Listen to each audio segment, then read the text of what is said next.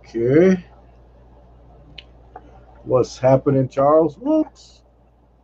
Hey, brother, doing fine, doing fine. We are live. Ah, man. S- Uh, we are live. Sorry about Friday.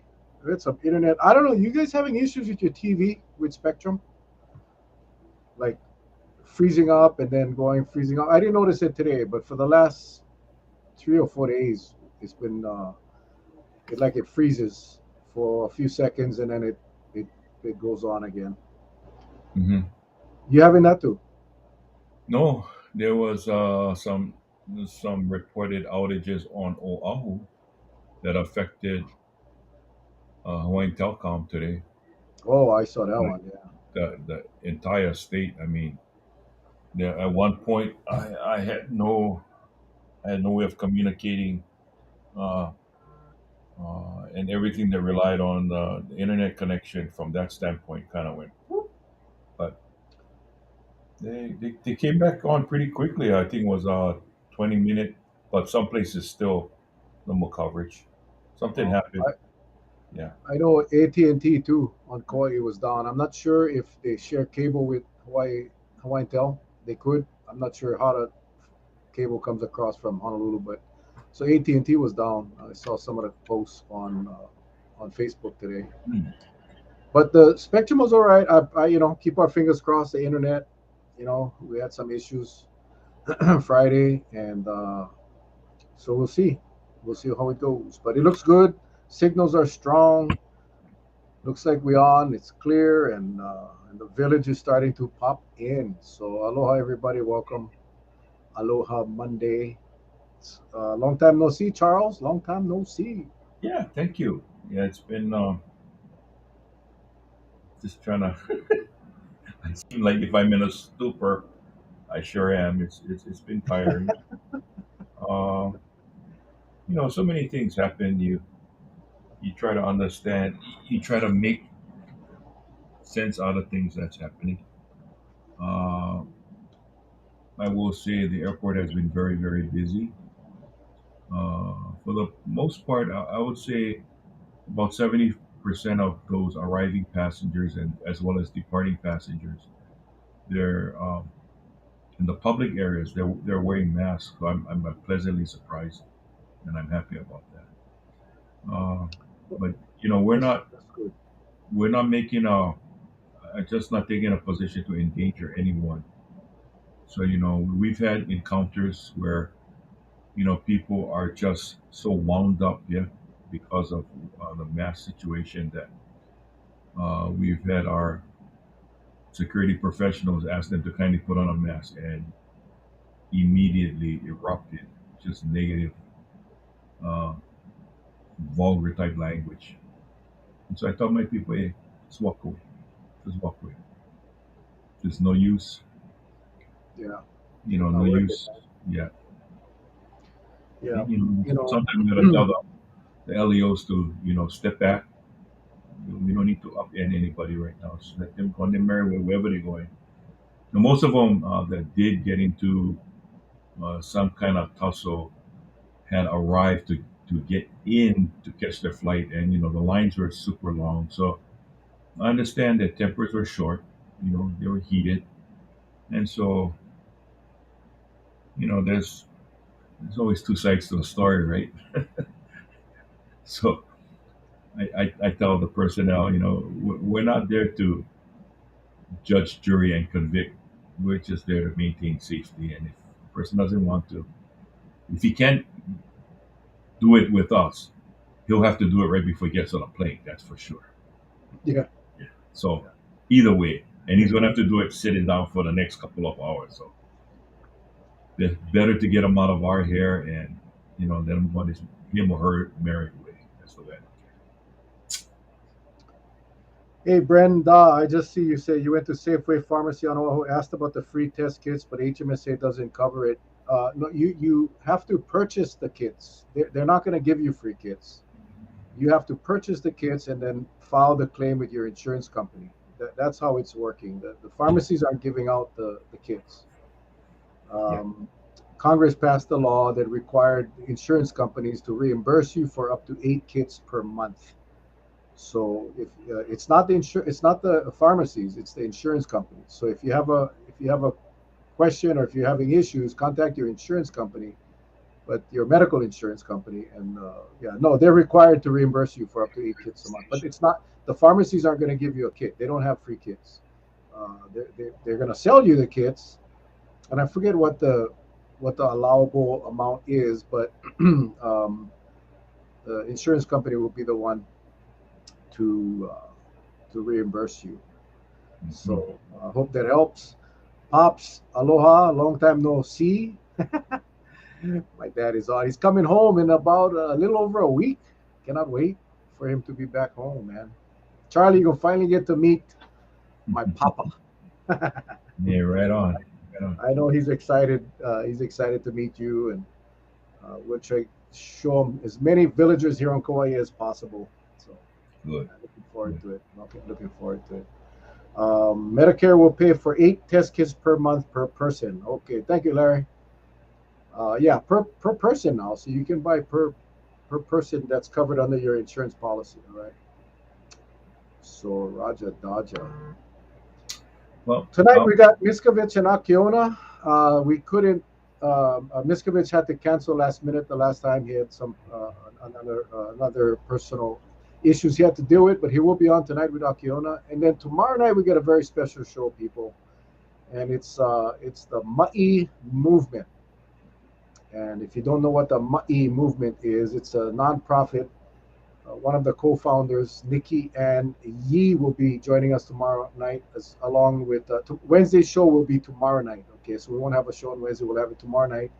Senate President Kochi will be joining her, and we're going to talk about this amazing project going on, the Ma'i movement, and it's relating to period poverty, something that I really didn't know much about until actually last month. The Zonta Club here on Kauai did a drive. It's feminine products for women that cannot afford or don't have it available. So the Zonta got together and led by Edie Ignacio, and they set up boxes, donation boxes all over the island, and collected these feminine hygiene products to hand out to those that are in need. But the Ma'i movement is a much bigger movement, and we'll have the co-founder on tomorrow night to explain the program. So please join us, share the post, and let's get as many people on as possible, because it mhm. will be. Thank Charlie. I want to thank your lovely wife, Stephanie, Auntie Stephanie, for making the connection and getting the guests lined up for tomorrow night. So much mahalo to Stephanie Iona, Superwoman Yeah. extraordinaire. Yeah. I also like to send a shout out to my brother. Uh, he did well. He recovered. Came out of surgery real well. Uh, he had a herniated disc, but it was so bad. But technology nowadays, he went under the knife, but they did it with a robot. So it was very minimal evasiveness, which meant a quicker recovery time and to remove that herniated disc. So, Wow. so fast. He went in early this morning and he got released tonight, their time. He's back home. Wow. Yeah. Wow. I was worried, Yeah. but it was, they used that robot on him and it did wonders. And I thank the doctors and really our good Lord above, giving them the wisdom and the knowledge to perform this type of surgery now with a minimal amount of pain. And before back in the old days, they had to cut open, make big incisions. Right now, it's just with small little hookahs manipulate that robot. So Wow. yeah, Incredible technology, man. Incredible yeah, technology. yeah. I had my surgery on my neck. Uh, Unfortunately, a robot wasn't available. Hmm. But the doctor said, no, we're gonna cut you right along the crease, so you're not gonna be able to see the scar. But when I woke up, the scar was this way. And I said, Doc, what happened to the crease? He goes, well, when we looked at your neck, it was a little too fat, so we couldn't go along the crease. We had to go a long way. So if you guys gonna get neck surgery, lose weight before you go get the surgery, then they can cut along the crease so you no more scar. But Right. I wish I had the robot. I wish I had the robot. Well, now they're doing it for a lot of your knee surgeries now, right? They Oh yeah. go one way and they just manipulate, and it's just the wonders of science. And so that's why sometimes I'm baffled by those who don't believe in the science. And they said, hey, what would you rather do? Get sliced wide open and take longer time to heal. If that's what you want, hey, I'm with you, whatever you want. If I Yeah, had my druthers, I go with the quick, painless way. That is, use absolutely, a bro. robot, so be it. Absolutely. Yeah. Yep. Well, much mahalo to Ke Akua, God, for being with your doctors and the nurses and your brother. Yep. That's all. Charlie, I was thinking about this today. As you know, we've been doing this now for over 2 years. Hmm. We crossed the 2 year mark, and we have been discussing COVID, and there's a lot of things. It's been a rough 2 years. For many of us, we've lost loved ones. We've watched COVID just tear apart our community, and you know we really want to share good stories, good news, and I think that's something that the Mel and Charlie show. Remember, that was always our plan, right? To Right. evolve into a good, Feel good. nice show, feel good show.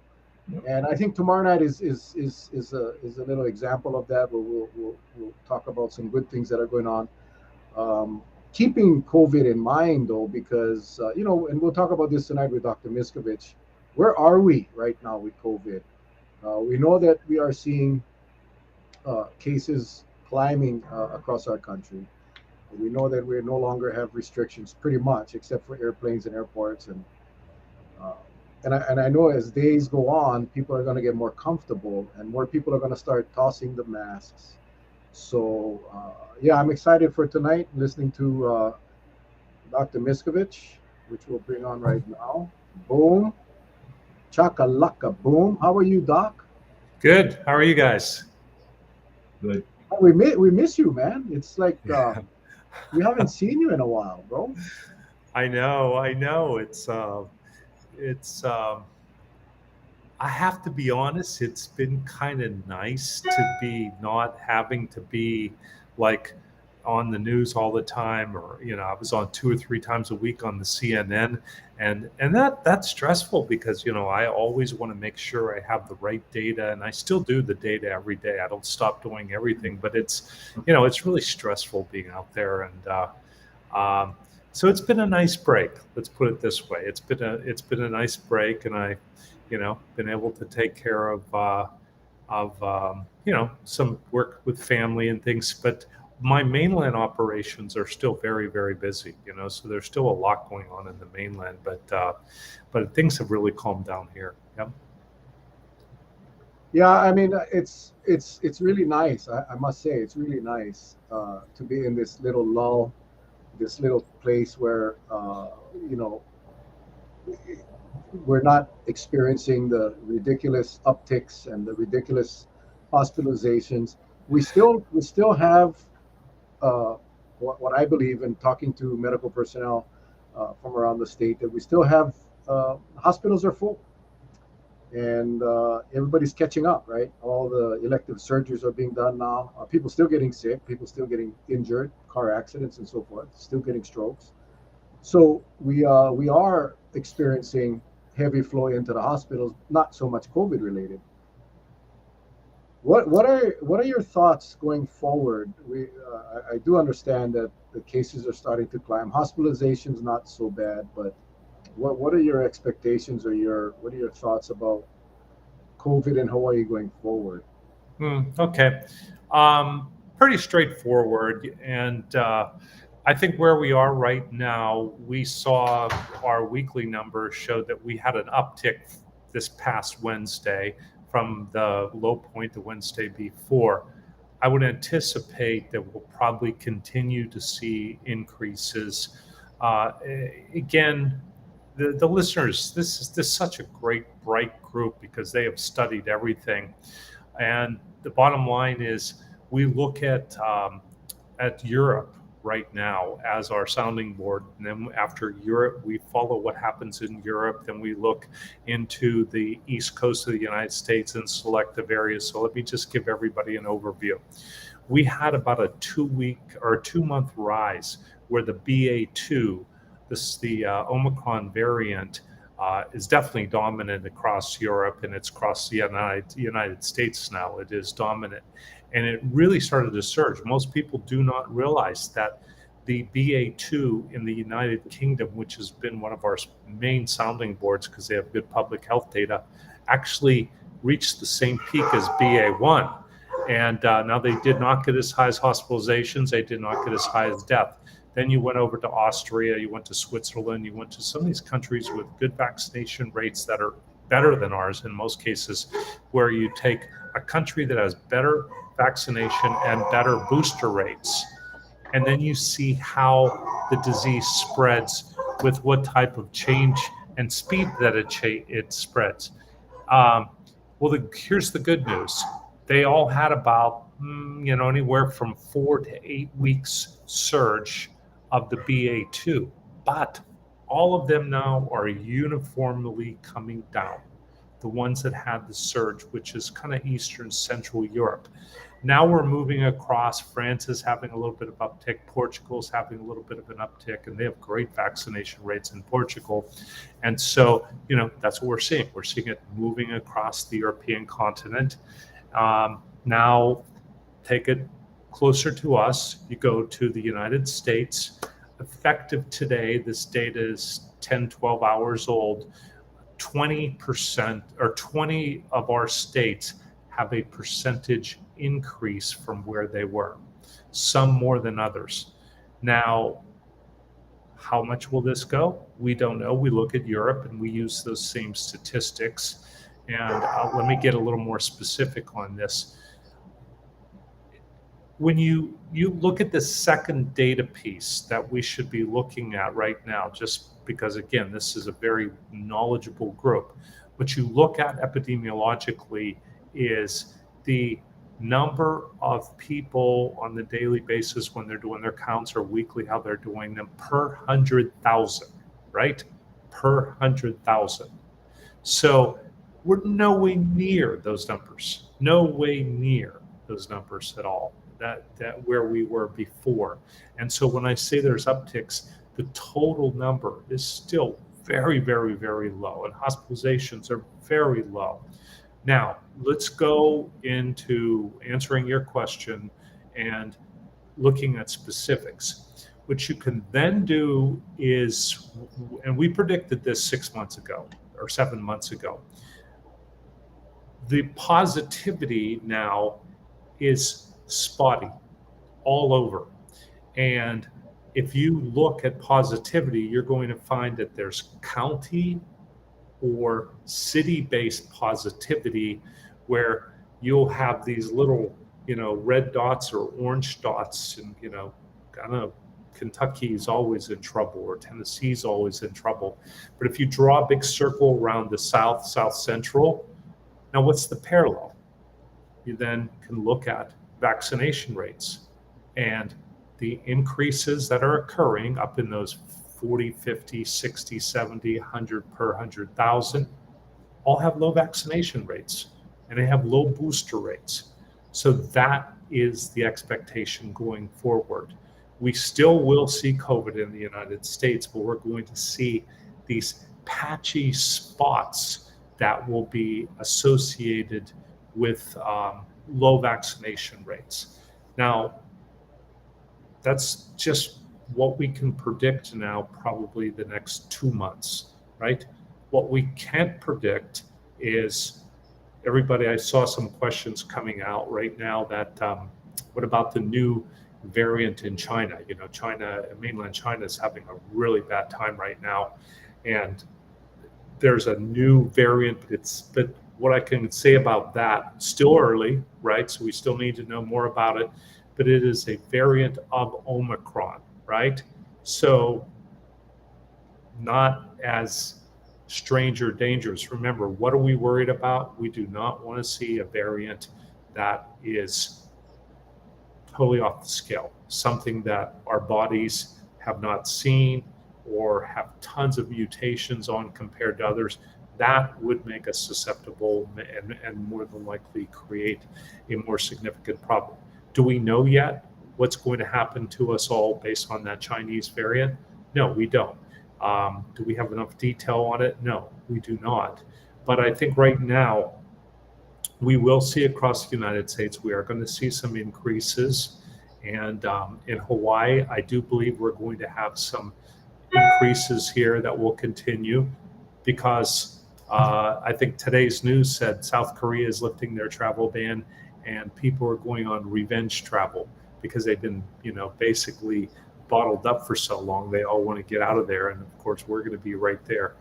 So we are going to see people that will be coming to Hawaii, which will make our first responders, our hotel workers, the frontline people more susceptible. So I'll stop it at that because, again, what I can tell everybody, you've heard this before, what's it going to look like in September? Don't know. If anybody tells you, oh, it's all going to be gone, no, you do not know that. We do not know that. Do we expect another variant that will occur that will be more significant? Yeah, there's still a higher percentage that it will occur versus will not, but no one can tell you 100%.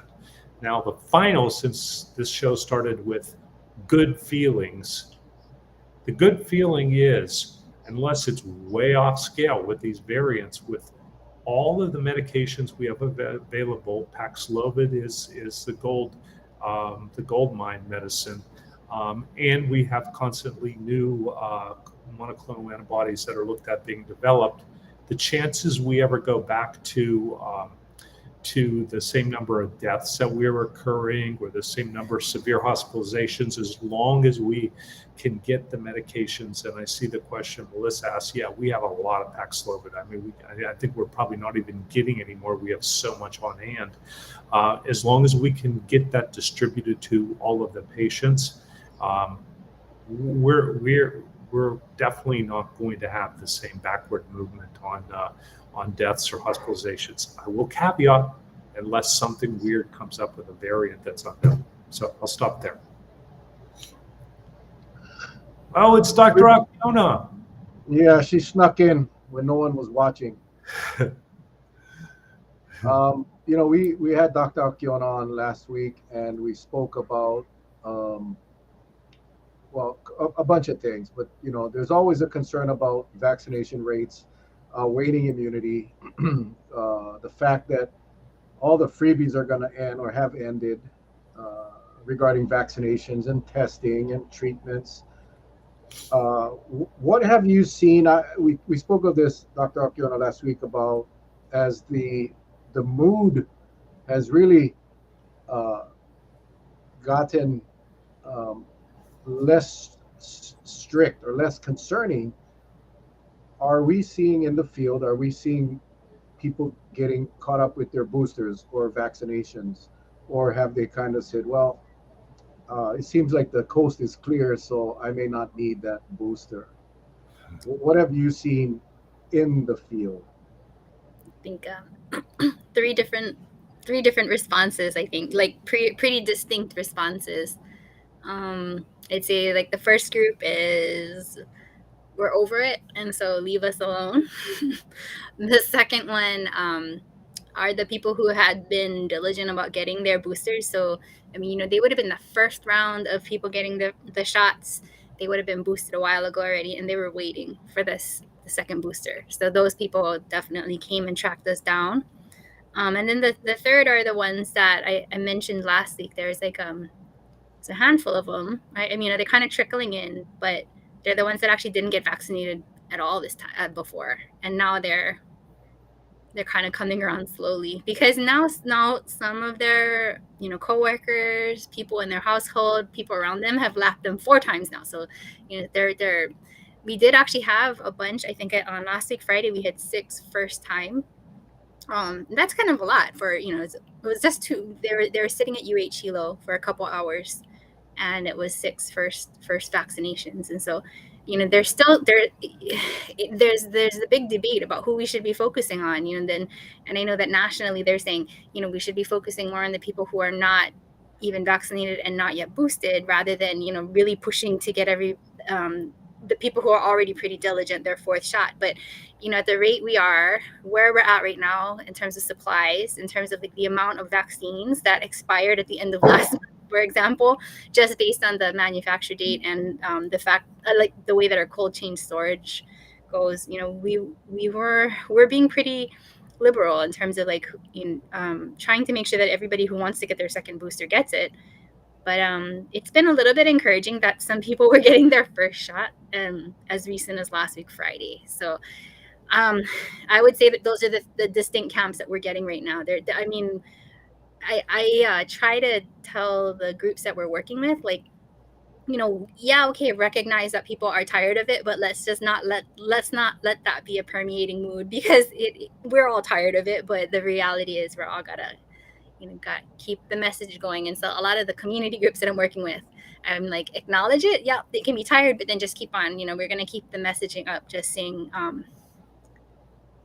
now is actually when we're supposed to be working on the access, making sure everybody can find what they need. Because when the time comes, and this morning we had somebody not feeling well and they needed a test and it was positive, right? So then when the time comes and you're not feeling well, that's not when you want to be asking where do I go, how do I do it? So now should be the time that we're doing, when no one is worried and no one is panicking. That's when we keep on hammering home the messages, these are your resources and this is where you go.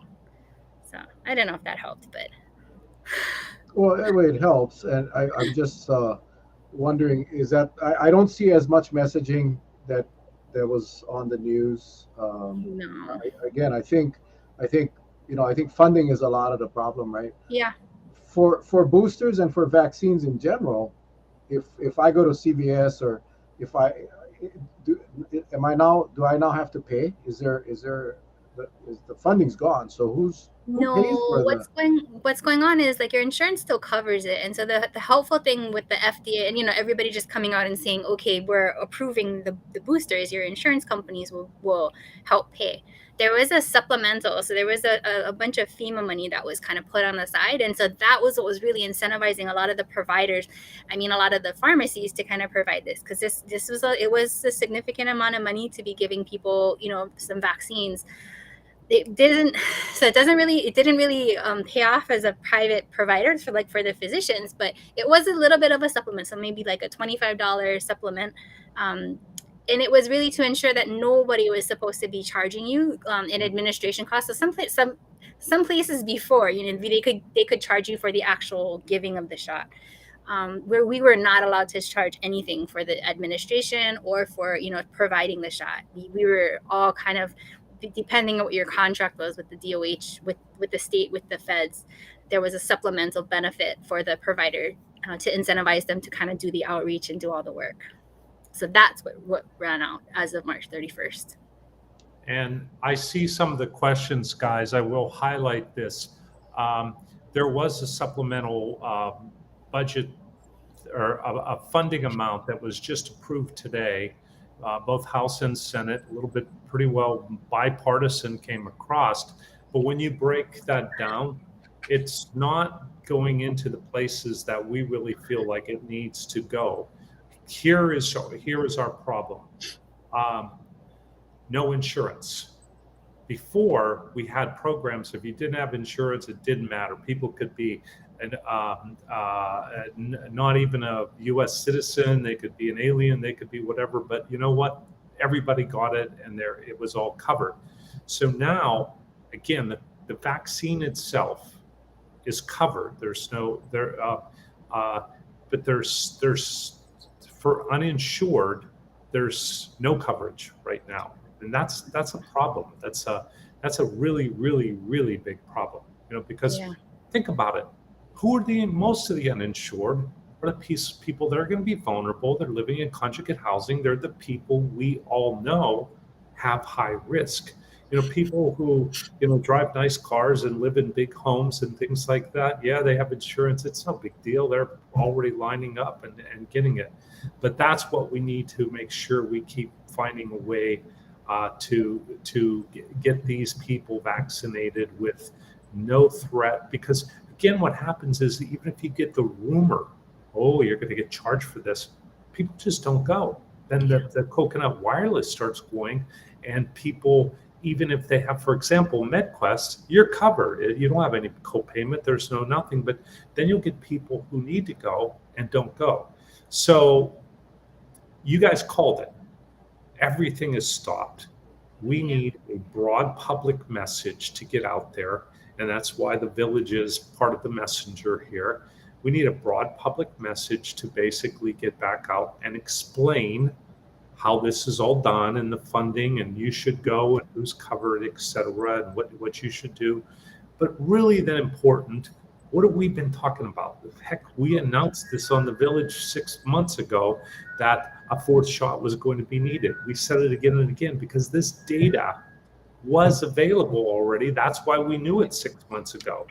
And actually, this is about the only thing I'm going to congratulate the CDC and FDA for, which is starting it at 4 months. Because if you guys remember, we had this question asked probably the last 3-4 times I was on the show with Dr. Akiona, and I was saying, well, 6 months, 4 months if you're immunosuppressed or things like that. And man, they just jumped right out and said 4 months and opened the door wide open. The way the language is currently, it really is a wide open field. If you want a fourth shot, you can get it. Now, I do want to highlight this. Maybe everybody already knows this, but there is really solid data that is coming out. And again, the village, we talked about this before because there was really solid data coming out before, but this is locked and loaded now. Mix your vaccines. If you got Pfizer, it's recommended to get Moderna. If you got Moderna, it's recommended you get Pfizer. So that is the current standard best practice we are recommending to everyone. Get the opposite of what you have gotten through the majority.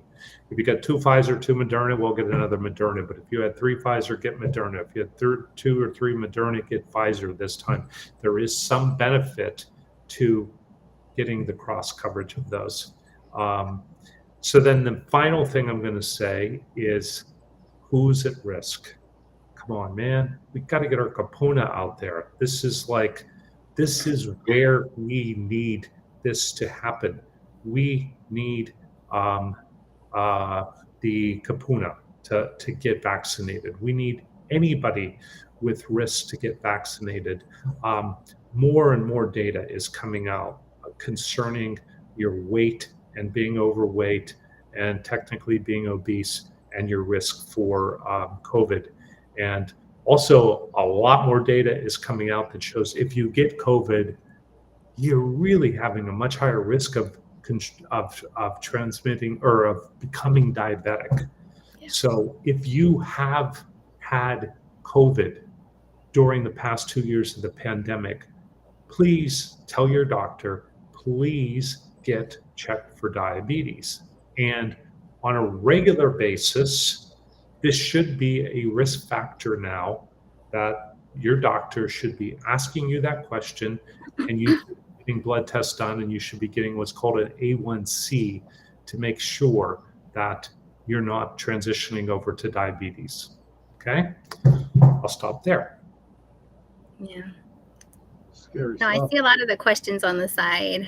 And I think, Melissa, you asked about the uninsured. And I think, so I think over the last couple of weeks, we had to shrink back all of our services. And essentially that was what I've been telling you.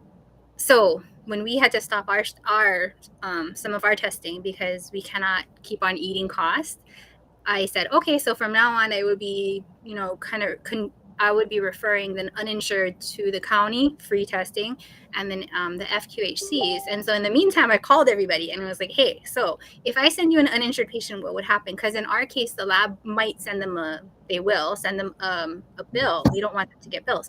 So the FQHCs explained to me that they can only bill for them if they are registered patients who already have a history with them. So essentially all of my undocumented, like the homeless people, they couldn't go to FQHCs, and then the county suspended all of our testing.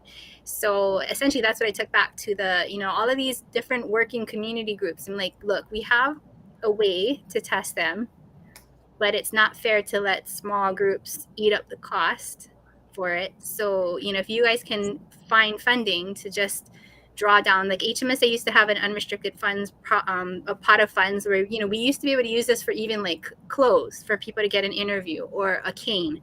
They didn't ask as long as it was health related. So I'm like, so if you guys can find some pot of funds like that, we can make sure that we negotiate, because, doctors are able to negotiate our rates with labs, right? So we're like, okay, so then we'll make sure we have a good rate for them, and then we can pay for it. This should be really easy. And I am 1 week waiting for them to have an answer. So I mean, it's something that we've been talking about like nonstop since March 22nd, when we realized, basically the labs were saying we cannot take uninsured, and we understood that we cannot eat any more costs too. So like, what do we do? Because I know that in Dr. Miscovich's heart, we're not going to say no to anybody, right? But then we still have to answer to our office people who are like, stop doing things for free, because we can't afford it. So it's just kind of trying to figure out like that balance between what we talked about last week. It's all of the stuff that we know would work, and we know how to supply the tests. We know how to get I think one of the unfortunate, I saw a comment like the poor had a chance to get vaccinated. I think that's an unfair comment, because a lot of times there's a lot of different ways that we kind of the system kind of doesn't offer the same advantages to everybody. So let's not just say it's on them, because it's a bigger picture. There's a lot of risk, and it's disproportionately carried by a bunch of people that don't have access to good care. And I think that's what Melissa's worried about, right? It's other people that, you're right, the MedQuest, the applications were backed up. They actually had to hire another, they put out, I don't know if you saw, Doc, they put out an ad because the MedQuest, the physician that was reviewing all of the requests for stuff, was way, way, way far behind. So that actually meant that's why our patients were having delays of care, because we're making referrals, we're making requests, and the person who was supposed to be, like reviewing this was so far behind that they actually had to hire an entire, like another position. And they actually created an entirely new separate working group, because this is a big problem. Like the delays in care with essentially it was causing a lot of like disability, a lot of suffering, a lot of stress. And so, it's a domino effect. Like, when we don't take care of things preventively, you guys see the mess that it makes, and it all just backs up. Yeah. I guess the frustration for many of us, we're not in the medical industry, but the frustration for me anyway is, why are we even having this discussion about funding? Why are we even having discussion about uninsured? Okay, so they're uninsured. Then, shouldn't government step in and make sure those services are provided? Again, it goes back to when the money was flowing from the federal government, it was no problem. We was giving people money to stay home.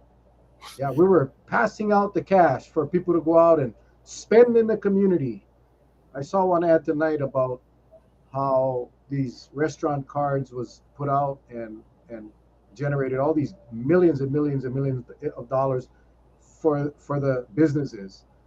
And yet we sit here tonight and we're talking about kupuna, mostly the less fortunate, and we're actually having a discussion about them not being able to get needed care.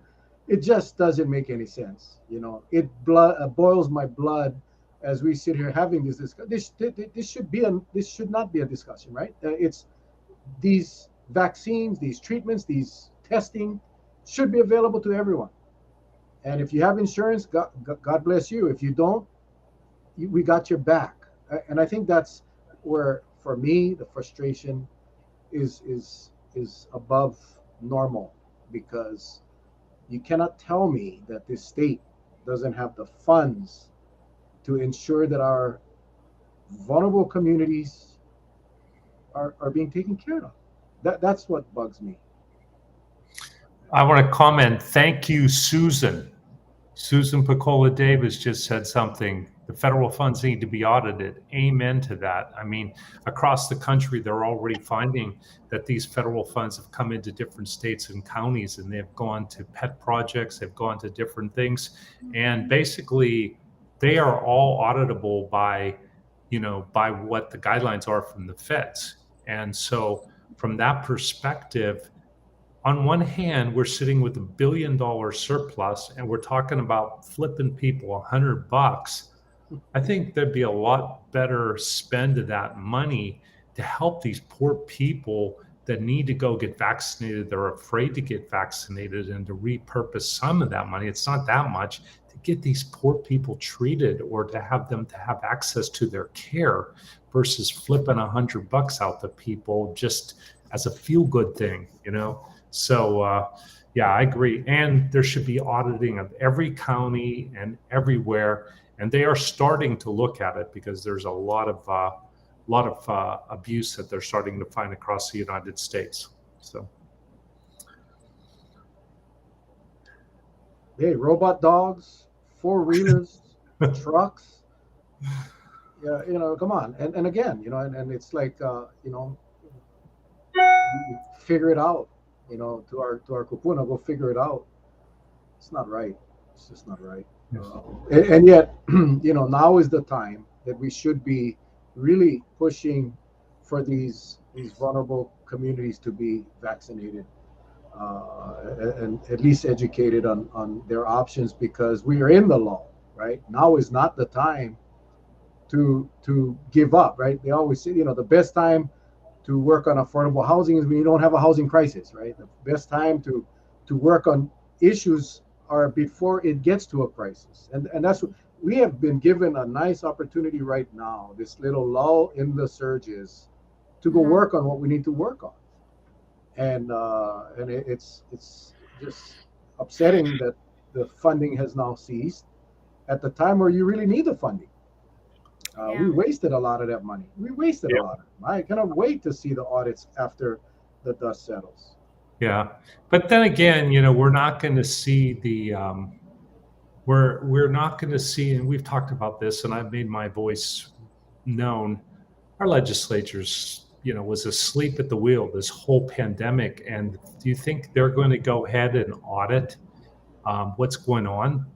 They're not going to audit. They're going to just say, they're going to give each other high fives because it's an election year and say, look how great we were, and we're all great. And very interesting now as election comes on. Isn't it crazy how you're starting to see these legislators out there all trying to get photo ops and all these community things, and they're all doing it. I'm seeing this stuff on Facebook and things like that. I'm like, where the hell were you? Where were you when we needed you, right? Where were you when we needed you to stand up for the people who were suffering and dying? And now they want to come out and get your vote. And sure enough, it's happening everywhere. So that's that can happen. I do have to answer a couple of questions. There has been some recurrent theme about if you're immunosuppressed, should you switch over? There is some data that shows stay with what's working, and you could have so the bottom line is it's hard for us to comment specifically as an individual, because I would say the real answer to that question is depends on what your immunosuppression is, depends on what it's caused by. It depends on how severe it is to make a determination. Safe bet, stay with the same shot if it was working. I think if that's, to answer some of those questions that have been popping up as a whole. But yeah, we need to, well, okay, so let's talk a little bit more along the line, since I'm on to the funding and politics. One of the things that is in the federal money that is coming out, that is just, again, approved today, bipartisan, is talking about, there's specifics, but it's pandemic preparedness. as the state of Hawaii, we are in a unique situation because we are an island state, most remote island chain in the world. And we had times when we were worried about oxygen because how far away we are. We need an aggressive committee, an aggressive studying of people who are independent from the politicians to get together and make a determination of how do we effectively prepare for the next pandemic, or God forbid next year we have a new variant coming up. What do we do? How do we prepare? What are the things we can do to have some independence and to keep us safe? So we really need to have funding that's geared towards that. And if it's not going to be coming from the federal monies that are just allocated, we need to take some of the money that they're trying to squirrel away that was supposed to be helping the pandemic and to use it for that. So everywhere in the country, we should be doing that. But let's face it, we have way more risk than everyone else. And our risks are going to be different than Kansas's risks. Um, so that's just definitely something I would recommend. Wastewater testing. Another question I see popping up in the comments. Wastewater testing. The last report that came out says that we have 40% Omicron here in the state, and I think Kauai was at 40 or 42%. Okay. That report comes out every 2 weeks. So based on the contagiousness of the BA2, we should expect not in the next report, which will be in a week and a half, probably close to 100%. It definitely will be the dominant strain, I'm assuming, at the next variant report, right? Yeah. I got to say this is a really stinky topic. Come on, man. Somebody needed that to be said. Yeah, but they talked to the one of the examiners or testers, and they said, "Oh, it's not really that bad. It just, it looks like tea or coffee." It's like, okay, whatever you say. Takes a special person. Takes a special person to be a feces tester with their pinky out. Is that I don't know. Man. But yeah. You know what? I thank them for doing it. Yeah. I thank them. There's a special place in heaven for those people. Yeah. The answer to that is it is in the term of what we call surveillance testing. Surveillance testing is just this broad type of testing where you often, in the true sense of surveillance testing, you don't have the person's name attached to it. And in this case, there's another main variety of surveillance testing that goes on, which was happening early on. And what that is say you're going to your doctor and you're pre-op and you got to get blood work for your surgery, or say you're pregnant, or say you got your cholesterol or your diabetes test. And then what happens is that's all sent to the labs. They just randomly have blood tests that they take and they run COVID on those. So that's the standard surveillance testing. So wastewater is another form of surveillance, and I think it's just one of the little tools.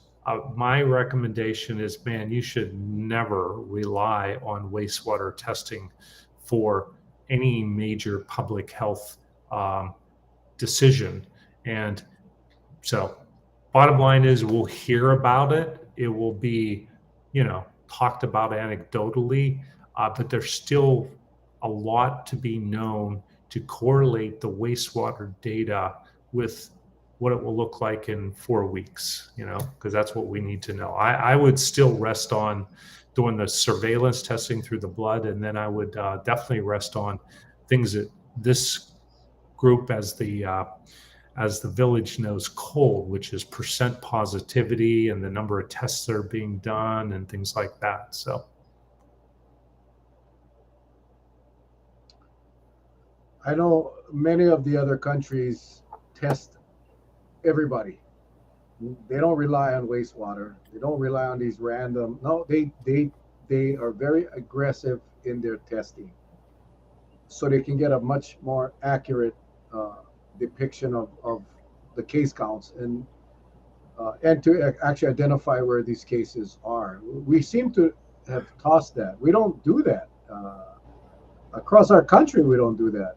We don't do a very good job with testing. In fact, Well, many of the testing sites are reducing hours or shutting down completely. yeah, Mel, that's a really, really good point.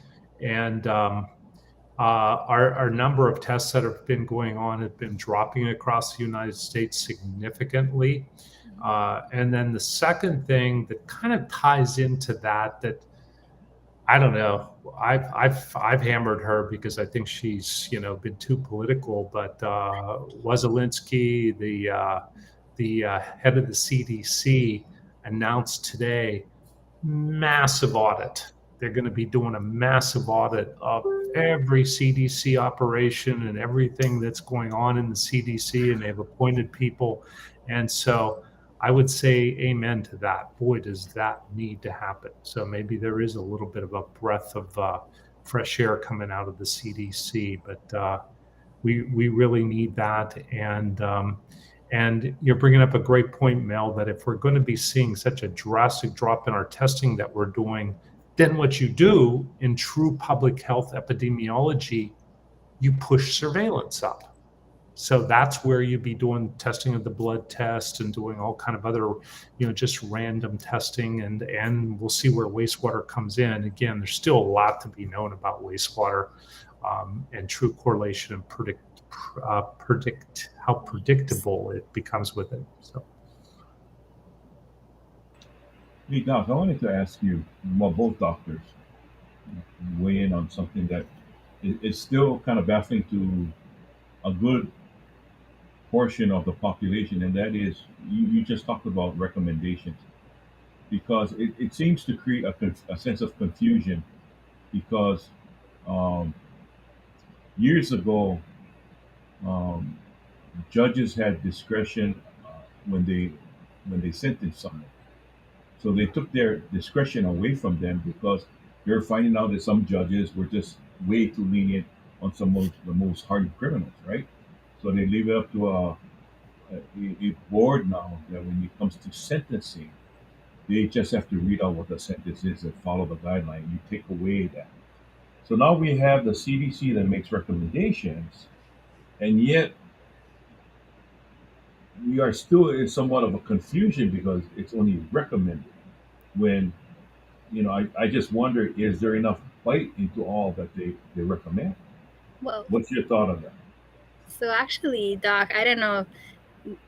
There's been a conversation around opiates, for example. And so, just this was on NPR a little bit earlier today. And so, in 2016, there was these guidelines that came out. They weren't meant to be used as like laws or anything like that, but they ended up being used that way. And so a lot of physicians actually kind of made some bad judgments and then just kind of either refused. There was a lot of like kind of not great patient care happening. And so now we saw a lot of people's pain uncontrolled. We saw a lot of people, there were suicides because people were in bad pain. And so they've revised it, and there's like this very clear statement now that just says these are guidelines. You're supposed to go patient by patient. You really are supposed to be treating people individually. And this made me think about what you're talking about, because one of the biggest problems we had in this entire kind of pandemic journey for United States is they didn't really engage with physicians.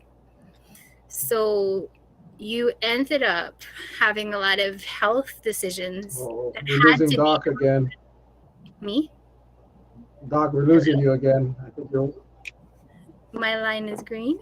Everything is green on my side. Yeah, I'm not sure what's going on. Maybe No, it's Spectrum, but anyway. Okay, she's well, there. you're good now. You're good now. She's there. Okay. Sorry. No, so basically, we got we identified this early on. One of the things that the UK did that was different from the United States was that they engaged with their national physicians, and we do have a different structure and everything like that. But like even when you look around our state, we had to create guidelines that were very algorithmic, that were very kind of guiding, because actually it left out your primary care physician. So I see some of the comments on the side like, oh, my PCP says to go to the pharmacy or something, because a lot of the planning, a lot of the testing, a lot of the vaccinations didn't really include primary care physicians. So people that knew you and could actually give you some. Oh, am I cutting out again? No. No, no, you're No. good. No, you're Okay. good. And this is important because the guidelines, when you look at I've listened into the committees and I've gone through all of those like recordings with the feds. There's a lot of really good dialogue happening, but when you have a big chunk of your healthcare force that's just not even engaged in the process, a lot of the guidelines, a lot of the conversation is lost. And so, yeah, I can see, the guidelines were interpreted by some states and by some leaders in ways that were very much, we'll take this vaccine, make this mandate happen. And it wasn't a like a conversation like for health. It was more of like you're saying, like, just take this, read it, and then implement it. And I think that was part of the fatigue that we all went through. It's just a lot of things just maybe didn't make sense, and we weren't getting it all from the same maybe from the same trusted sources we used to. I don't know. Does that make sense? No problem here. Sorry. Well, the reason why I brought it forward to the forefront tonight, and that's been some of my I call it my arching nemesis, is when you're tasked with enforcing something on a large scale amongst airports, as an example. Yeah. There is a recommendation, yet because it's federal, we can't find anything in the guidelines that would give us that enforcement arm to do something about it if someone fails to follow that recommendation. And that's the thing that sets it sets everything into motion in a negative sense when we're trying to be positive about it, right? Like, hey, Right. you should wear your mask. But because we got people saying, okay, arrest me. And so you got to stop and say, what am I going to arrest you with? Say, no, bro, you just told me I'm not wearing a mask. So if I'm not following the federal guideline, arrest me. And they're right. What am I going to arrest them on? Because in order to arrest somebody on a federal side, you need the feds. And the FBI already said we're not going to come up there and arrest somebody for mask mandate. It's not going to happen. So therefore, I wish the federal government, if they were going to weigh this thing out to the 18th of April or whatever date they decide, I wish they had more bite into it if they're going to do something constructive. Because all they did was lay this entire situation on the states, especially in Hawaii, and basically drew out a demilitarized zone. So that means that you can walk any place in the street and you wear a mask. But the moment you come in this border, you wear a mask. But once you go out of it, then you take off the mask. It gets so confusing after a while.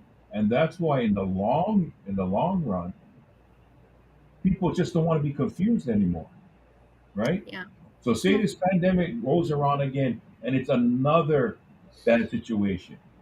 How many people are going to follow through? And if we're going to do things right, I wish they do it right from the start. That's my hope, because you're going to need people to enforce it. We've got the doctors such as yourself that knows how to more or less treat it, but yet there's always that other arm that says, hey, we got to be careful. So we're the enforcement arm, and all I'm saying, well, give us something to enforce with. Maybe I feel like all of our families has that one auntie that like always wants to get in everybody's business. Maybe we just gotta we all just submit one auntie and we send them to Uncle Charlie, and then she'll be in everybody's business like, why are you not wearing a mask? And then you'll 100% enforced. I have I'll like 4 of those aunties. I can donate. share them. And they're kiddos too. So Hey, I do want to comment on that.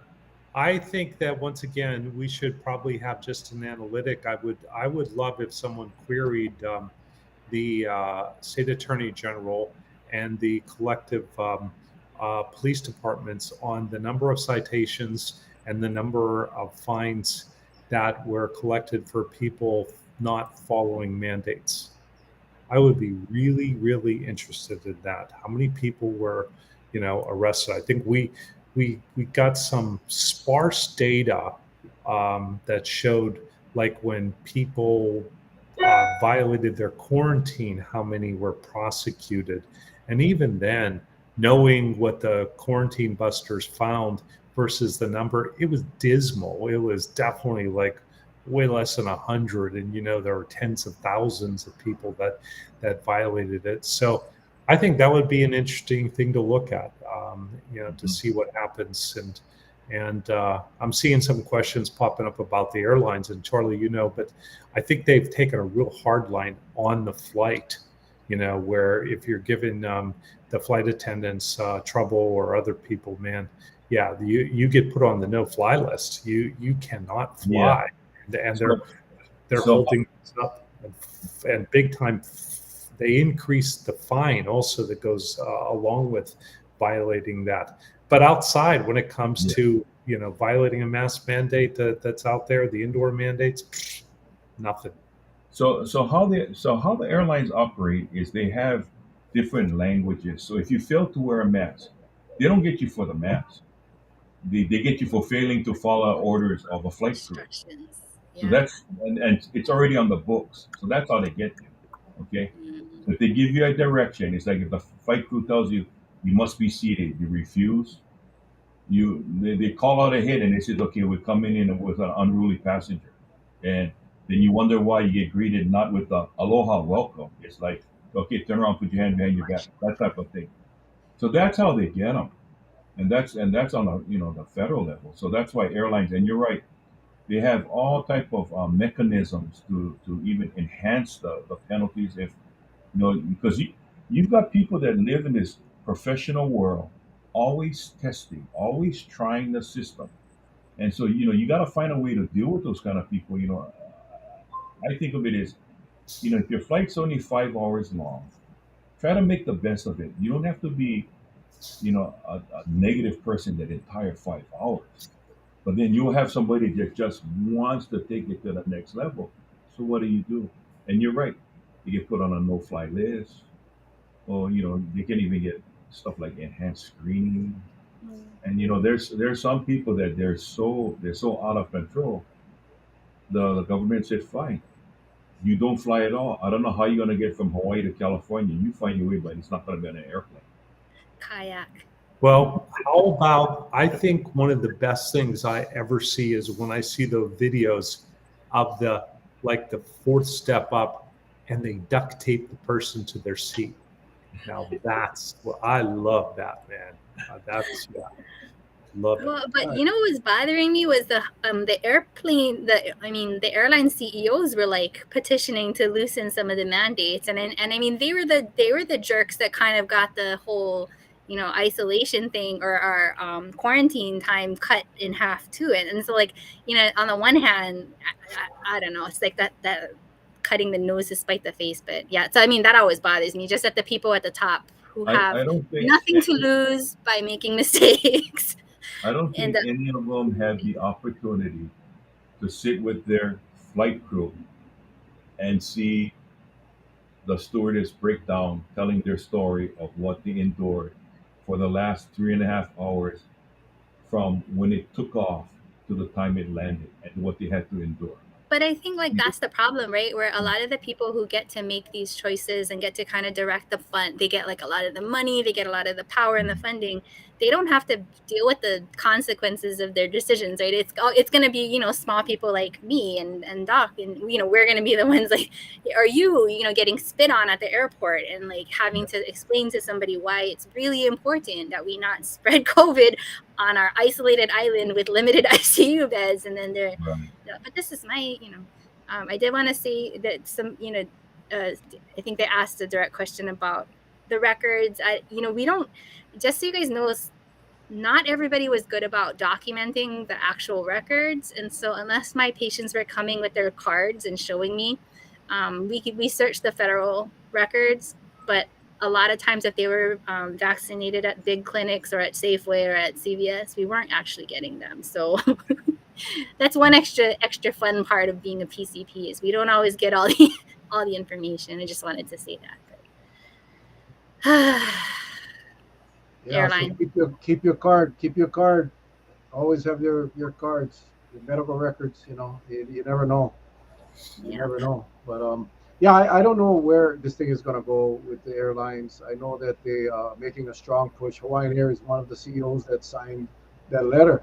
10 airlines signed the letter and asking the president to lift the mask mandate from airplanes. I don't know what these people are thinking. Or they're not thinking. I mean, we know, they got to report to the shareholders, right? They got to report to their boards, and it's too bad because I don't know how you can even think that being cooped up in that airplane for 5 or 6 or 7 hours without masks are going to be safe. It's just not. It's not going to be safe. And they seem to think that it's okay. So I'm curious to see. I had figured that by now the White House would have lifted it just because of the pressure and the leverage that these guys have, the lobbyists. But no, it's still in place. So I'm kind of surprised. Kind of surprised. You just gotta hope and pray. Somebody said earlier, stay away from people, wear your mask, and keep washing up. Wash your hands. Regardless of where this thing goes, I mean, I think that is the new normal. For those of us that choose to wear our masks, I still wear my masks wherever I go, indoors. I still try to stay away from people, and I definitely wash my hands a lot. And I'm going to continue to do that. And I think we all do as we move forward. We don't know what's going to happen, Doc. I think you said it earlier. We don't know what's going to happen in September, October. We just don't. And we just got to be careful. We got to be careful. Yeah. And again, I do want to highlight, we're already seeing what we know we will see. And you're just getting these little heads rising up. Variant, new variant. They're everywhere. Variants pop up. One person can produce 3 variants if they have some autoimmune system. I mean, so the question is, which one specifically is going to have the legs to keep spreading and replicating and go through the standard kind of virology Darwinism where, remember, what does a virus need to be? One of the things across the board that we have seen, and we're already seeing with some of the new data coming out, is that every time a new variant has come up, it is a bit more contagious. It finds a way to attach to our system so it can go spread and make babies. And so that is what almost now is standard now with COVID, is that it will become more contagious. You're not going to have a variant that's going to spread that's going to be less contagious. Therefore, the thing that we've seen just unanimously is the variants that are occurring are on the spike. They're on the arm, and then as you hit Omicron, a lot more were on the cup. And so that's what we are looking at, that we would see is more of them occurring. Now, we haven't even mentioned something that everybody needs to understand. This is a total different, this is like the doomsday scenario. Right now, you hear interchangeably variant, and then people will use the word mutation, okay? There are specific, as you would say, mutations occurring in the spike.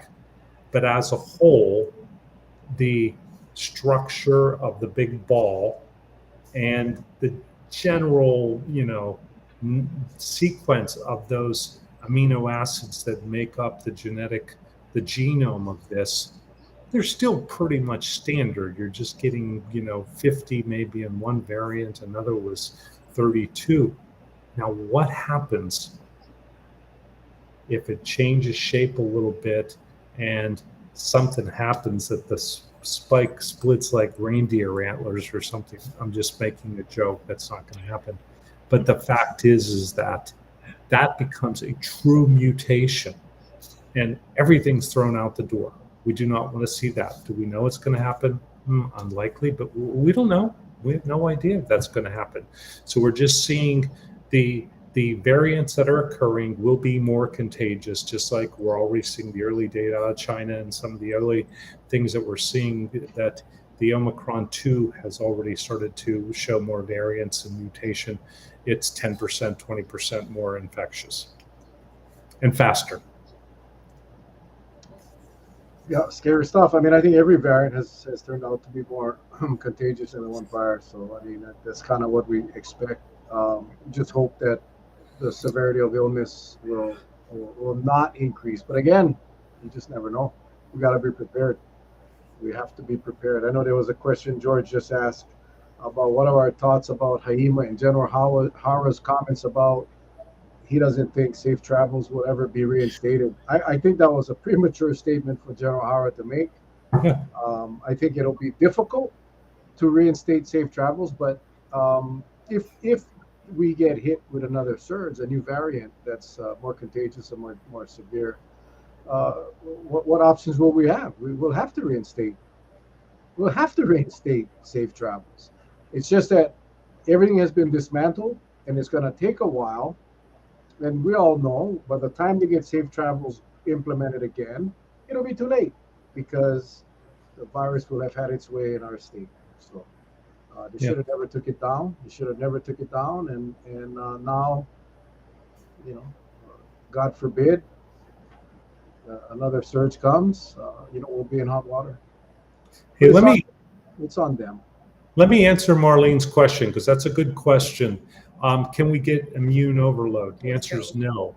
You don't get immune overload. What happens, Marlene, and that's part of what we're seeing right now when you really do the deep dive and you start going age by age and health and section by section, what you're seeing is, like, for example, if you are a really, really healthy, say, 30-year-old, and you have a great immune system, and you've got 2 shots, well, your body was just on overdrive creating the antibodies, and your long-term immune system, the B cell, T cells were fine. So what they found is you got another shot and you went up 3 times. So what's happened is, if this is the maximum amount of antibody your body can produce, and you're already up here, it's only going to go that much higher. It's not going to overload, but there's going to be a diminished return from getting another shot. Your body's going to be like, seen that, done that. We don't even need it. Big deal. So that's the real answer to that. It's not going to be overloaded or anything like that. So load them up. Yeah. Hey, we're at the 8 o'clock. I just want to say to George, in that article that I read, they also said that they're trying to figure out a way how to use the Safe Travels program for the visitor industry. They're trying to incorporate that with the HTA to try to use it for their strategic marketing, which is a bunch of horse shit. I mean, the millions and millions and millions of dollars for a program that was designed to protect our health, and now is going to be handed over to the HTA for them to use for strategic marketing. I think it's a crime. I think it's a crime. And was that the intent all along? I don't know. But that is where the legislature needs to get off their ass and say, hey, no, you package it up, you put it on the side, and you wait in the event we need it for the unsafe travel program, and not turn this stuff over to the HTA. Are you nuts? But that's exactly what they're planning on doing, and that is a bunch of crap. So, Hey Mel, let me ask you a question, and I pose this to the docs. Knowing what we know now, do you think that it would have been, if we have to turn back the hands of time, that when everything was unfold, we were first dealing with a health situation, right? That's what this pandemic was all about. Is one's health. That they should have worked closer with the law enforcement arm, because it got to the point that we were trying to control or keep the spread down, and sometimes we had to use measures which basically you would resort to. But it almost seemed as if there wasn't enough. What's your thought about it? Do you think that the Department of Health should have been working in closer relation with say, the Attorney General's office? Because it seems like there was definitely some disconnects there. Oh, I mean, let's just put it this way: if I was the governor Hmm. when COVID first became identified in China and everywhere else, I would have put together number one, it wouldn't be the lieutenant governor to be the liaison. Everything would have been handed over to the Department of Health. And I understand we had some problems with the Department of Health personnel back then, but I think they were conflicted too. I think they were trying to serve two masters, but that should have been handed over to the Department of Health, to the medical community, and all of the decisions and policies should have been created and implemented by the Department of Health. That's what the freaking law says. The law states that the Department of Health director is in charge of all the quarantine, all of uh, the regulations and the restrictions.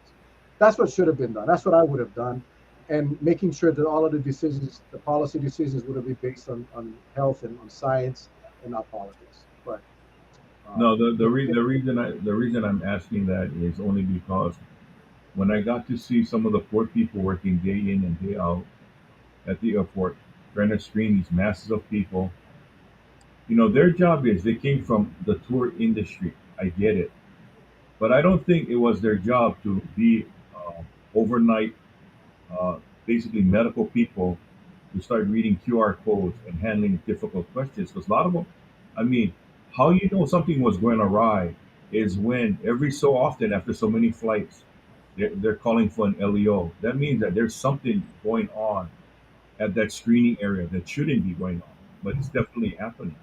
And so we would rush over there, and sure enough, we would have a problem. And so then that's the reason why I asked that question, because how do you make someone who gets the contract, say the contract, and really put them in a position says, okay, you're gonna have to enforce this. It's a yeah, tough, I it's a, mean, we should have followed the Korean model, the South Korean model. We should have had quarantine facilities.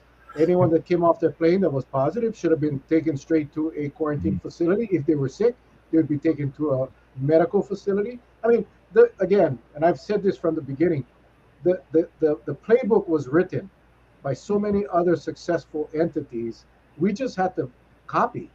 But no, because we didn't have the same priority as South Korea or any of those countries that took it serious. No, because we had the visitor industry that we had to accommodate, and that was the conflict, and that's where they couldn't allow the Department of Health to make all the decisions because then it would have affected tourism. So they had to find this balance, and they decided that the best person for that was Josh Green, which is the biggest mistake that governor ever made. That was the biggest mistake. How can a guy that only worked 2 days a month in an emergency room is everywhere on the island in scrubs? Everywhere he goes, he wears scrubs and he works 2 days a month. How the hell does that happen, right? You think he gives a shit about health and safety? No, it's about politics and campaigning, and that never changed, right? So no, it should have gone to the Department of Health. They should have made the decisions and made the policy. And I can promise you this: if that had happened, many people would be alive today that lost their life to COVID. And I don't care what anybody said. That is a fact because we got complacent, we got weak, and we chose the industry over the people, and that is the frustration. That is what pisses me off.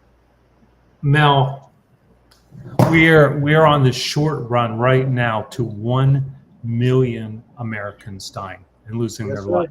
sir. Yes, sir. That is what the entire United States did. We are the worst country in the world in how we protected our citizens. We had so many things that we could have done to help our people. But the bottom line is we didn't do it.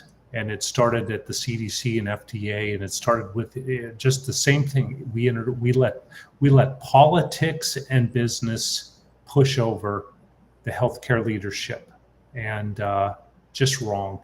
And I do want to bring up something from an earlier comment. Active on the ground, my team in Arizona, our Premier Medical Group, we have about 200 of the immigrants that are legal immigrants coming across the border, and they are all tested. So everybody must get tested, which is, contrary to what you want to hear in the right-wing media, but they're all tested. And guess what, Mel? Just as you said, if they are positive, they go right into a quarantine hotel that we run, Premier runs. We have sometimes 1 to 2 large facilities that we'll run and have them switch to the hospital. We do vital signs. We have nurses, we have nurse practitioners, doctors. It's run just like a low acute hospital where you're managing these people. And that's the way you do it. And guess what? We're not waiting 5 days. We have longer periods of isolation, because then their family comes and stays with them, because these immigrants are traveling as families. But if they've been traveling in these tight groups, the chances they're all going to convert over is very, very high. So we're continually testing them to look for their conversions. So it's happening, but we screwed up. It was like a second thought here in the state of Hawaii, like we had an arm twist to get these quarantine facilities. And they were being run by this guy that worked for, I don't think he works for him anymore. He got booted, Eddie Bursaro. He was a social worker in behavioral health, and they had him running quarantine hospitals. What? Yeah. Well, the problem is we have a tendency to not learn from our mistakes. I don't know. Like I said, we had no excuse. If COVID started in Hawaii, then we have every reason to screw up because it's new. But we were the last place. We were the final stop for COVID, and we couldn't learn from all the other stops that this virus hit, from Europe to Asia to East Coast to Midwest to West Coast, and then here. And no, we couldn't adjust. We couldn't adapt because the parties were so screwed up. Even with us, and I think that was the hard part, was watching Doc. We are persona non grata in a few circles because we just kept saying stuff, and it wasn't, and it was crazy because some of the things that we were saying was based on actual things that the Premier had done. So it was like, we've learned this already. We're telling you, we know these things, and here is basically the answers. And so I think like that the last few weeks, just kind of sitting down and trying to figure out, just the sheer amount of volume of stuff that's been done just by Premier for the last 2 years. And it was purely because we thought, it's like one of those interesting things where Doc just does it because it's right.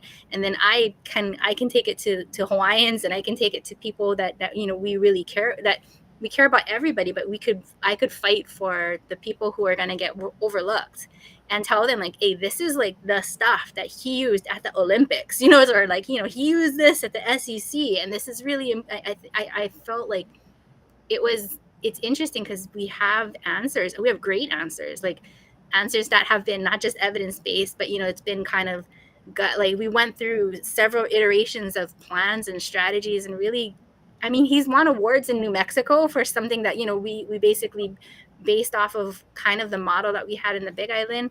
They win awards over there, and we're still kind of like scratching our heads. Like, it's kind of crazy. It's like where the disconnect, where, we're physically in Hawaii and we're physically almost yelling at people like this is the answer and we have it. And then, it's just, it's really tiring. And I think that was one of the most strange conversations to have with people. So like on the Big Island, when they're just like, so what's the answer? How are you gonna, what are you contributing to the resilience for our island? And I'm like, oh my God, like we basically gave you the answers for the last 2 years. What do you mean? What am I contributing to the resilience on this island? I'm like, like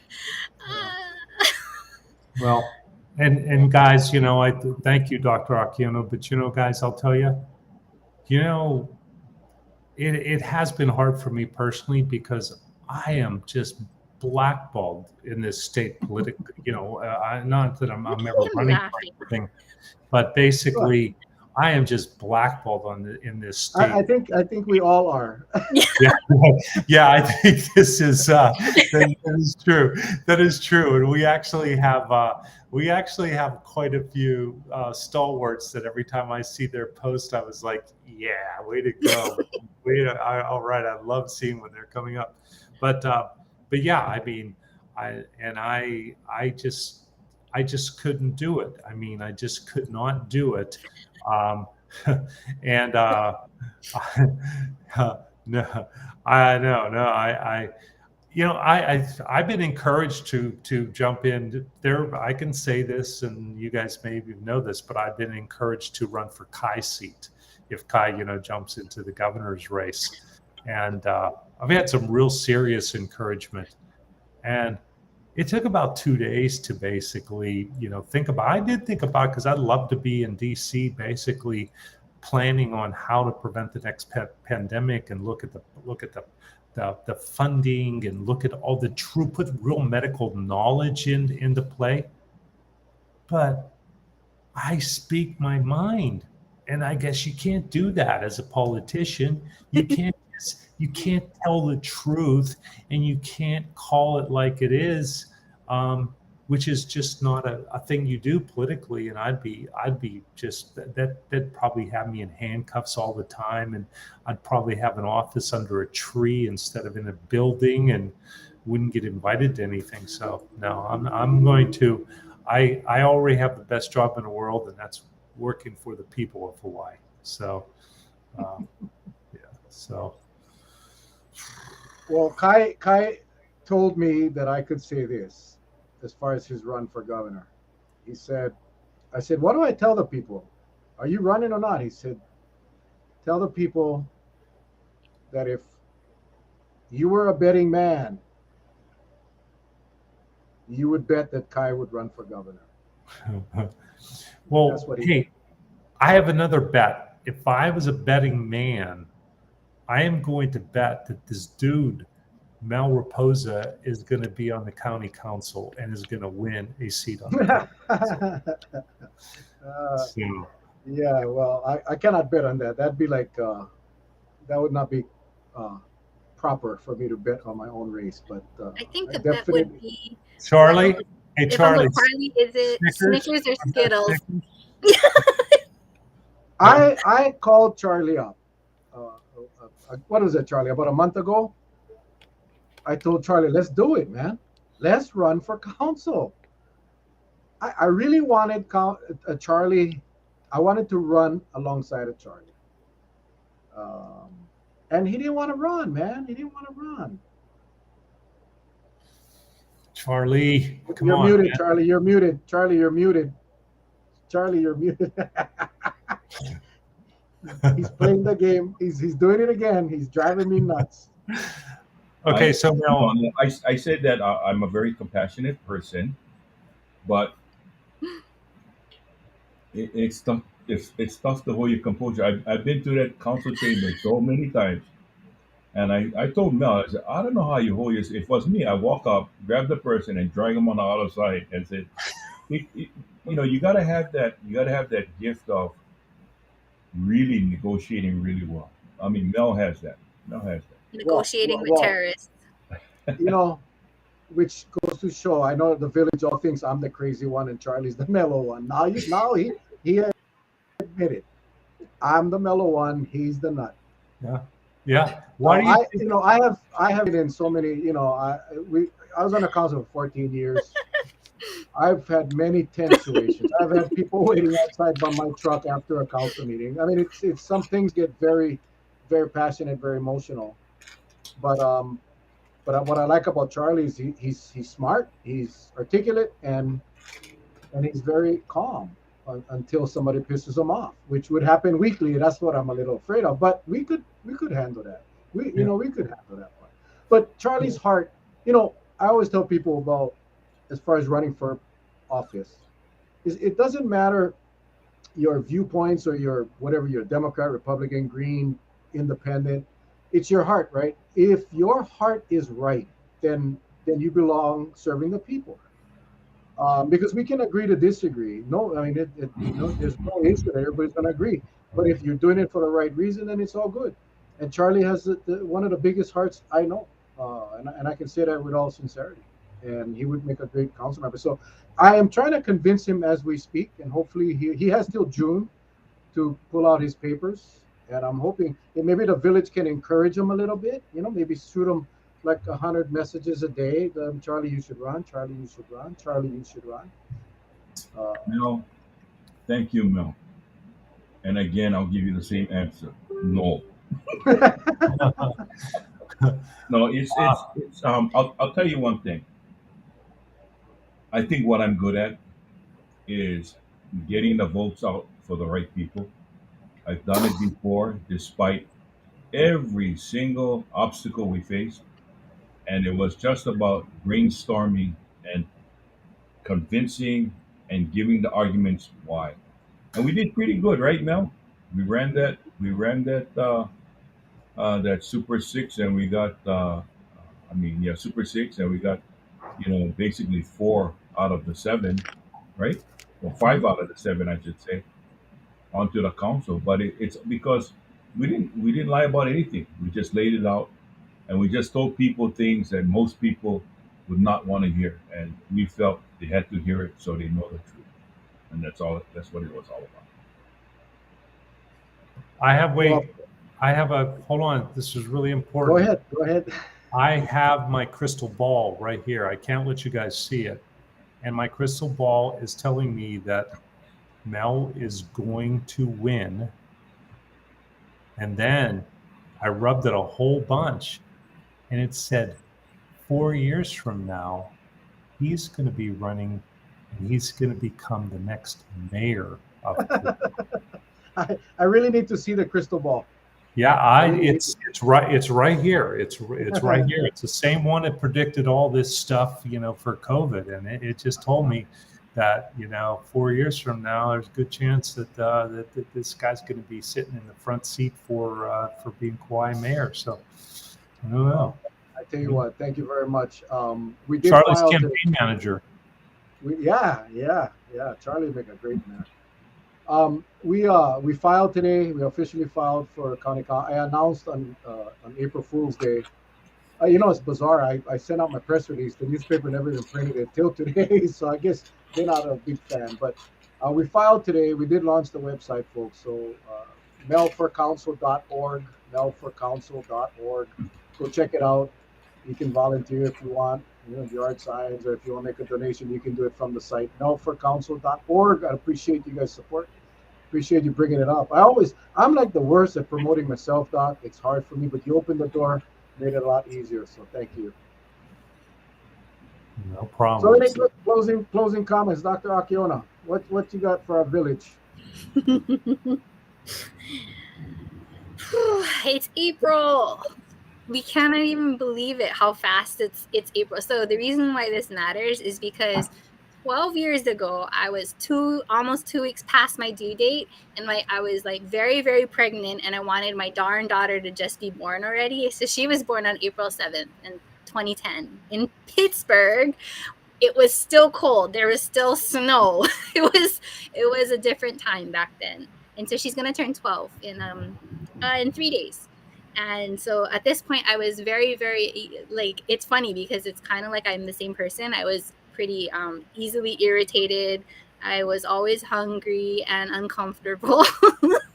But yeah, so 12 years ago, I was waiting for my daughter to be born.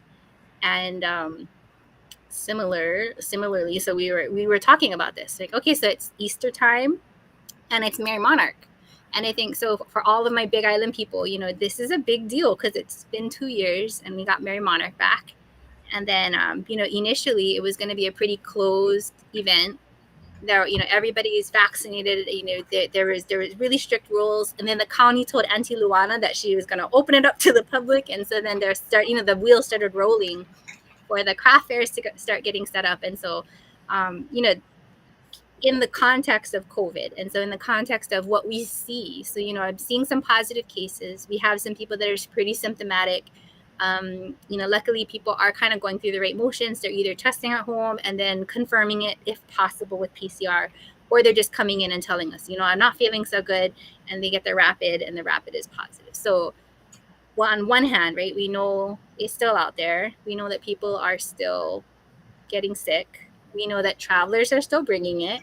I know that just the amount of conferences and the amount of people that are coming to us is still pretty high. So we got to keep our guard up. I think that's one of the things. Mainly because we have Easter coming up. So I don't know how many of you guys are back at church, and it's a lot of. I used to love this time because it was kind of like thinking of all the miracles and hopefully remembering some of the nice moments that we share with people. I really feel like when we look back at the last 2 years, there's a lot of kind of isolation. There's a lot of struggle, but it was the little bits of kindness and all the nice little things. It was, checking in on your neighbor, or, calling your family members. It was people going out of their way to make sure that everybody had some food. There's a lot of really small, good things that happen. And I think that's what keeps us going. And I think like that's what I think of around Easter, is like that idea, like, there's still some miracles worth happening, but then also Mary Monarch. So like the craft fairs. I think that, there's going to be a lot of uncertainty coming up, but I like to remind people that you still can wear your mask. You can still distance. You can still wash your hands like crazy. And if you're like some of my pushy aunties, they'll tell people like, excuse me, you don't have to be up so close to me, because we do have a lot more visitors. If you're more like me, I'm kind of quiet, but just remember that you can wear your mask, and that even one-way masking is a big deal. Just talking to one other person, two other people, and sharing what you learn here. Sharing that we got to vote for Uncle Mel and his website and donate some money. And then also just doing one small kind thing. I think actually one small kind thing, if we all do one small kind thing, keep our masks on and stuff, everything will slowly get better. Very slowly. That's my thoughts. So in 3 days, my daughter turns 12. Then there's Easter, and then there's Mary Monarch. So if you guys are coming to the Big Island, please be safe and come see me if you guys need to get tested and get your booster and vaccinations. Happy birthday to the little beauty. Awesome. She stayed 2 weeks too long. Let's go. I don't know. We've talked a lot. I think we've talked a lot about COVID. I like to look forward and just kind of really. I love Dr. Akiona's analogy of the Easter season and the miracles that can occur and what it does to all of our faiths, which I totally believe in. So that's really an important time. I just basically want everybody to be focusing on their regular health care, their prevention. We have some things to deal with right now, which are the spiking increase of mental illness and the stressors that are occurring in our adolescents. It's higher in our adults. We talked to opioids a little bit, and we have more overdose opioid deaths in the United States, and we've had it 10 years. We're seeing raging increase in our meth. So we have to care for family. We have to look out for family because, and also let's not underestimate alcohol. People have turned to alcohol to basically be the cushion to treat all of those. So, let's look at those. Then finally, again, what you're getting now is you're getting the heart and soul of why Dr. Akiona and I exist and, wake up every day. It's helping our community and not being afraid to take on the challenging things like opioid addiction or homelessness or hurdling or street medicine, etc. But get your preventative health care done. Some of the studies that are showing we're all so far behind in preventative health care. Get it done. Get your pap smears, get your GYN, get your colon, get your PSAs, get it all done. It's time to make sure you take care of yourself, and get back to exercising. Okay, get back to exercising. Get back to watching your diet and trying to do the right things, and get your doctor to screen you for diabetes and check your cholesterol. So start taking care of the things that you need to, that kind of almost became secondary, and then finally pray for the people of Ukraine. It's so sad, but just pray for those poor people. That's it. Thank you, sir. Charles. Yep. Well, again, it's a pleasure being on tonight with our two guests, Dr. Scott Miscovich and the lovely Dr. Akiona. I want to say thank you to both of them and to Brother Mel. The only few words I have tonight is continue to be safe. We've been through this for over 2 years now. I know it feels like we've been beating this drum constantly all this time, and it can get tiring. And I know some people out there are tired because they want to hear something else. They want to hear a little bit more positive in their life. They want to hear. They just don't want to hear the doom and gloom. But in some sense, the doom and gloom is reality, and that's what we're faced with. So how do we counteract that? We just gotta be safe, and whatever you do, just do it in a safe way. We used to make the statements in law enforcement that when we would set up roadblocks, back then we didn't reward people for being safe drivers. We just wanted to make sure that there were no deaths on the roadway because of drunk driving. But I think as time went on, we started to incentivize those who cared that police departments around the U.S. would little give out little certificates saying thank you. And I think we should say thank you to all of the hard working people of our state who risk their lives every day, keeping the state open as best as we could. And and many of them have made it through, and some did not.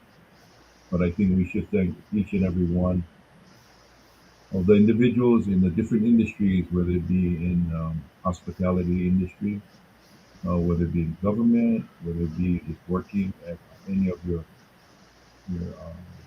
big box outlets, or even the small stores, because you ran the risk by coming in contact with somebody that you did not know.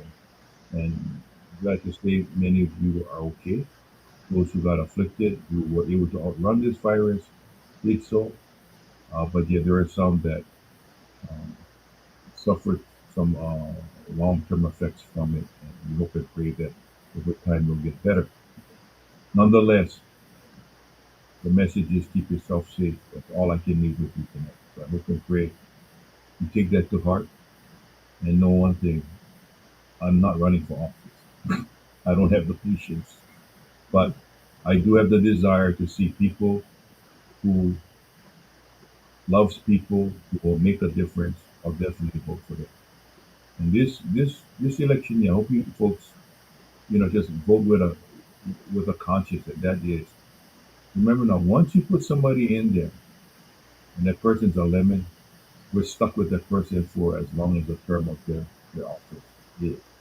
So let's do our homework, and let's really look hard at who we elect. So hopefully we can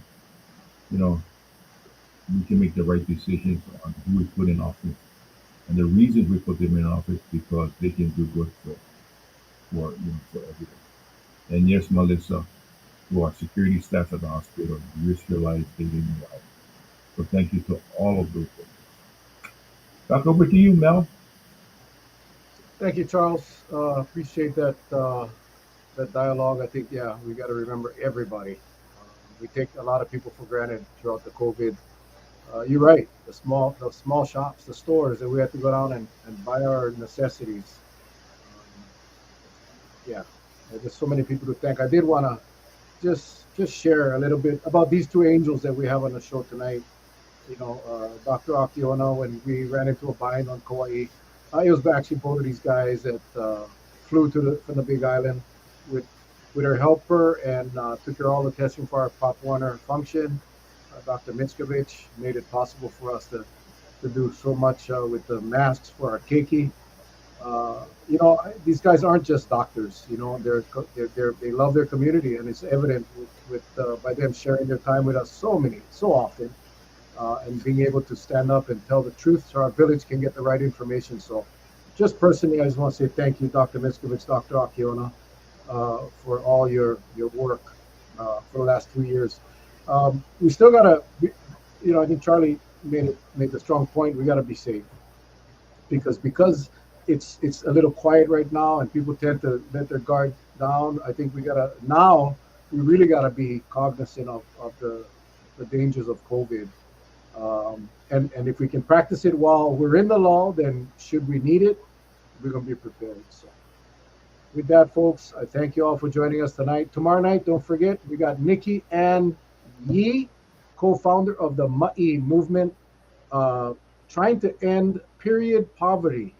Many of our wahine, whether they're young or old, are having issues with getting feminine products, and they cannot even, because of cost or whatever the case may be, cannot even get feminine products to take care of their monthly period. So Nikki and her sister and this organization now has started to raise awareness and actually create some legislation that will require the state DOE to have these products available in the schools. I cannot even, that's a no-brainer if you ask me.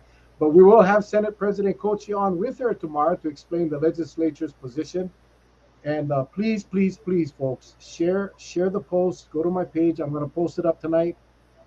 Please share the post. We want to get as many people on as possible because it's an amazing, amazing program, and we're going to share a little bit about it tomorrow night. So with that, again, thank you, folks. Stay safe. God bless. We love you guys. See you guys tomorrow night, not Wednesday. Tomorrow night.